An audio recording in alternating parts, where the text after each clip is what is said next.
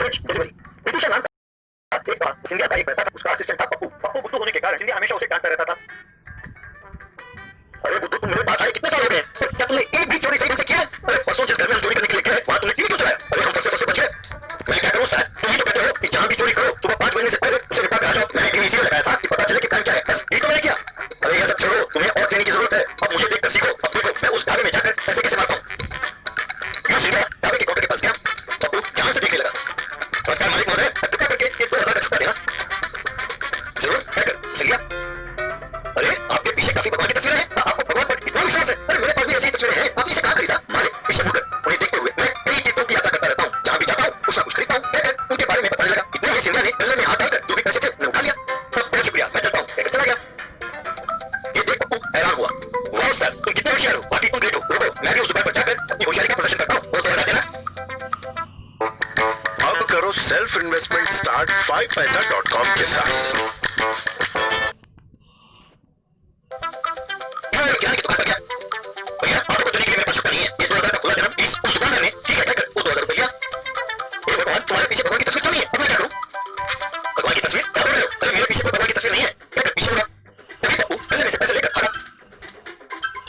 बाद में सिंधिया ने उसे 4 थप्पड़ मारा और अरे गधे, 2000 का नोट उसे देकर 10 रुपए के नोट ले गए। अरे पूरा गिनोगे तो ये 200 रुपए भी नहीं है नोट, कहकर एक और थप्पड़ मारा। एक दिन दोनों एक घर पर चोरी करने के लिए गए। वहां इधर उधर देखने लगे कि तभी घर का मालिक पलंग से उठा और उबासी लेने लगा। सिंधिया तुरंत फ्रिज में जा छिपा। पप्पू एक टेबल के नीचे जाकर छिप गया।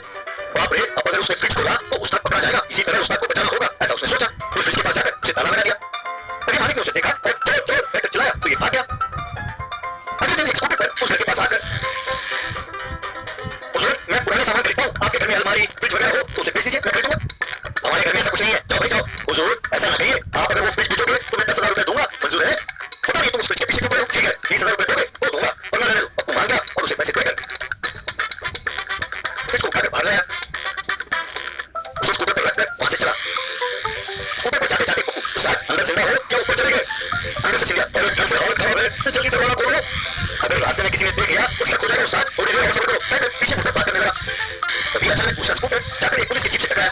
स्कूटर नीचे गिरा, ब्रिज भी नीचे गिरा और उसमें से सिंधिया बाहर लुढ़कता हुआ निकला। पप्पू घबराकर, सर हम चोर नहीं है, आप समझते हैं कि हमारे उस्ताद उस फ्रिज में चोरी करने के लिए अंदर जाकर छिपा था? ऐसा कुछ नहीं है, अरे कुछ भी नहीं है सर, हम चोर नहीं है, कहने लगा।